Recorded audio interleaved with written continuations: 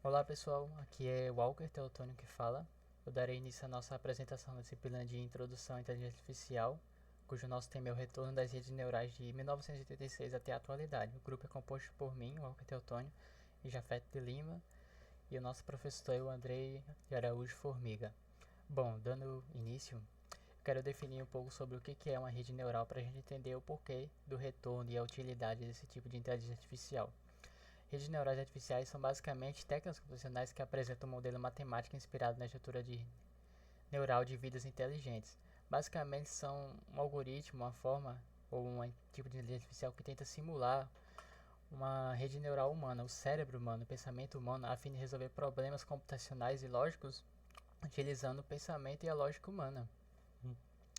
E eles adquirem conhecimento por meio da experiência. Mas como o computador pode obter conhecimento por meio da experiência? Através de dados, né? Base de dados, datasets, bancos de dados. Falando um pouco sobre a sua composição, uma rede neural é composta por várias camadas. Camadas de nós, ou vocês podem interpretar como os neurônios também. Existem diversas camadas, mas são geralmente três principais: uma camada de entrada, uma ou mais camadas ocultas e uma camada de saída. Então ocorrerá o treinamento desses dados, que é ao obter esses dados de base de dados, banco de dados e tudo mais, ele vai processar esses dados e treinar esses dados de forma contínua até que ele obtenha precisão e exatidão em seus resultados ou na previsão esperada. Seu funcionamento. São várias camadas de nó, certo? Nós temos uma camada de entrada, uma camada oculta e uma camada de saída, no qual cada nó ou neurônio artificial é conectado ao outro e tem um limite e um peso associado. Ou seja, são vários neurônios que são interligados entre si.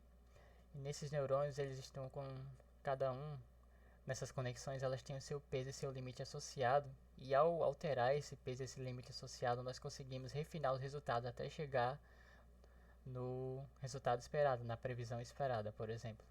Eu irei exemplificar melhor na frente em uma imagem.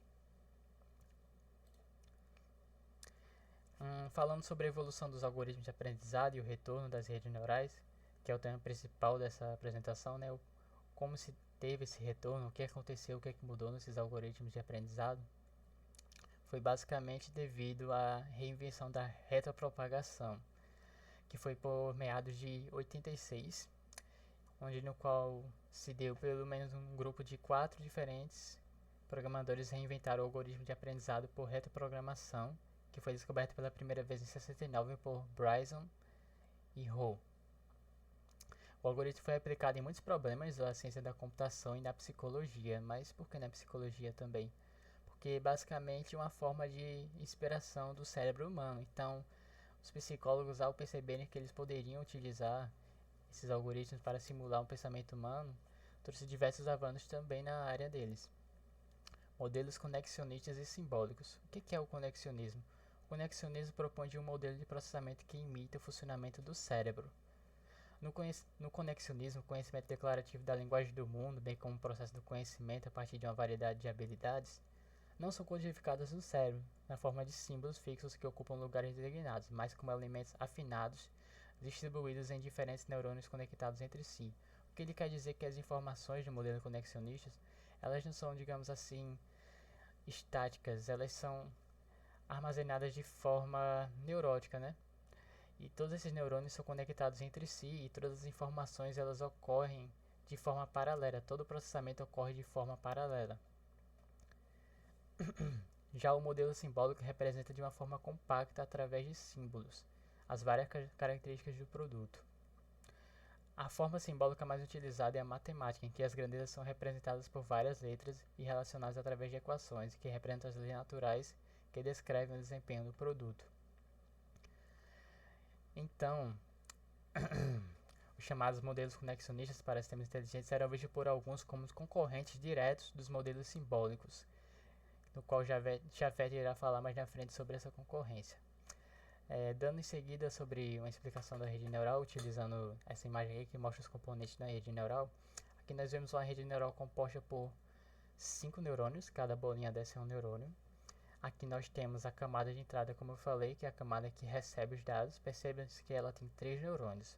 Mas uma camada ela pode ter vários neurônios, pode ter 3, 4, 5, 10 neurônios. Uma camada oculta, que detém uma função de ativação, uma camada de saída. A camada oculta também poderia ter N neurônios e a camada de saída também poderia ter N neurônios. O único diferencial que acontece é que só existe uma camada de entrada e uma camada de saída. A camada de oculta é a que sempre varia, que podem existir várias camadas ocultas. A função de ativação é basicamente uma função que, com base nos pesos, são no caso esse W1, W2, W3 e limitações, ela vai ativar algum neurônio.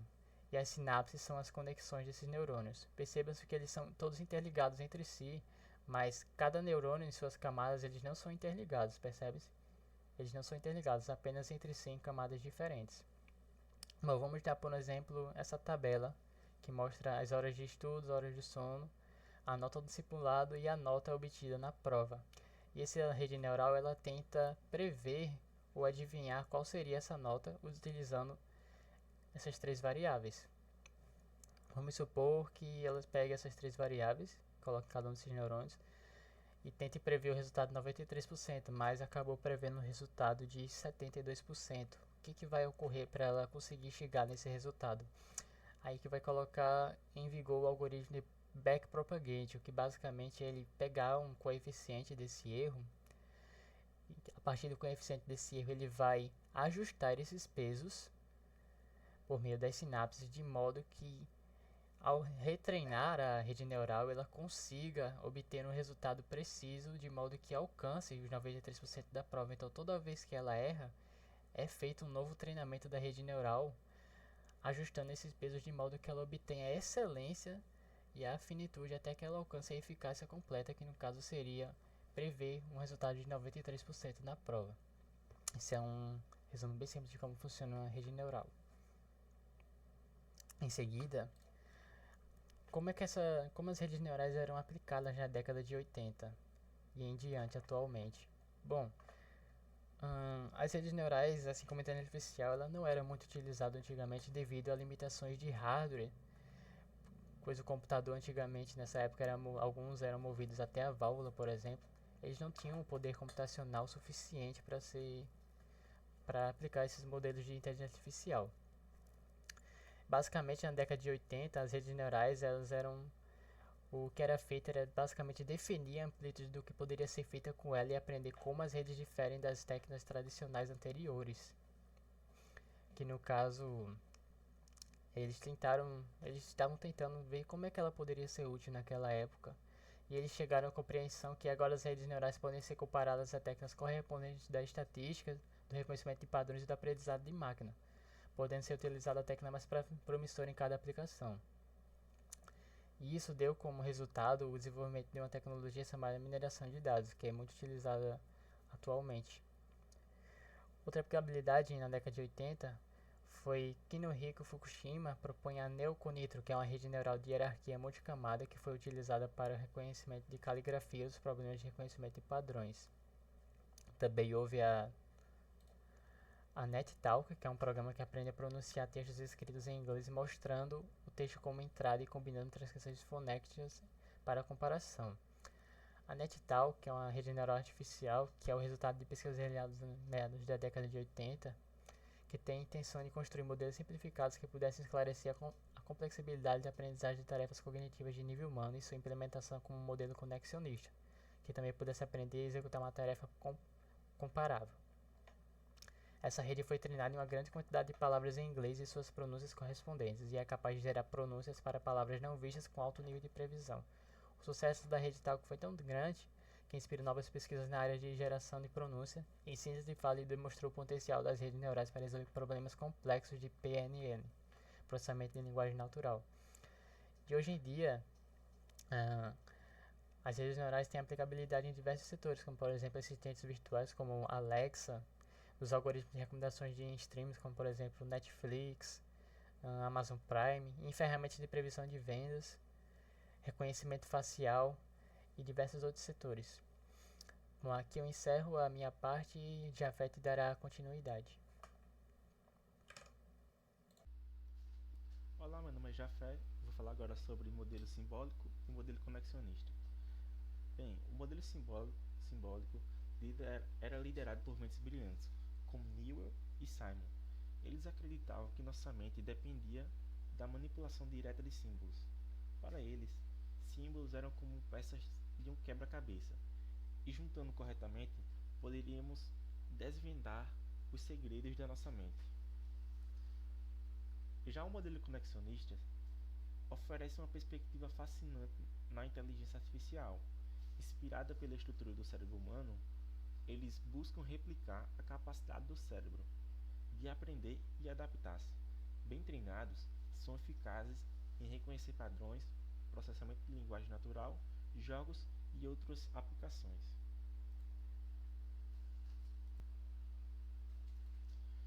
Bem, esses dois modelos eles tinham uma rivalidade na década de 80. A competição entre os modelos conexionista e modelo simbólico tinha os defensores de cada abordagem. Questionavam o que realmente define o pensamento humano. Modelos simbólicos destacavam a manipulação direta de símbolos, enquanto os modelos conexionistas questionavam a importância dessa manipulação em modelos mais detalhados de pensamento.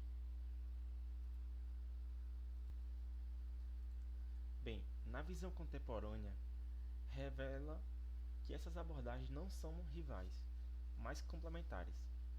A síntese entre modelos conexionistas e simbólicos oferece uma compreensão mais holística da inteligência. Ambas as dimensões, manipulação de símbolos e aprendizagem de padrões, são essenciais e se fortalecem mutuamente. Essa colaboração reflete a evolução na pesquisa e a maturidade do entendimento, explorando a complexidade da cognição humana de maneira completa. Bem, diversidade na pesquisa moderna de redes neurais. Chegamos a um ponto crucial na pesquisa de redes neurais na década de 1980, onde houve uma bifurcação entre dois campos distintos. Uma foca na criação de algoritmos e arquiteturas eficazes, explorando a complexidade matemática para aprimorar a eficiência e eficácia em diversas aplicações. Essa diversidade reflete a riqueza de abordagem na pesquisa de redes neurais, explorando tanto o território matemático quanto as complexidades biológicas para compreender globalmente as redes neurais. E aqui também a gente tem algumas empresas, né, que trabalham diariamente com redes neurais, né, com recomendação, sistema de recomendação e várias coisas do tipo, né, empresas muito grandes que fazem um bem danado para a nossa inteligência artificial. Conclusão. Sendo assim, o retorno das redes neurais se dá por vários fatores. Por exemplo, a evolução do hardware, que permitiu maior poder de processamento, assim permitindo que o computador suporte treinar grande quantidade de dados N vezes, até que as redes neurais se tornem precisas e eficientes. Além disso, houveram melhorias de otimização dos algoritmos dessas inteligências artificiais ao utilizar estruturas de dados mais eficientes e diversos outros métodos de otimização. Obrigado e até a próxima. Boa noite. Aí aqui tem nossas referências também.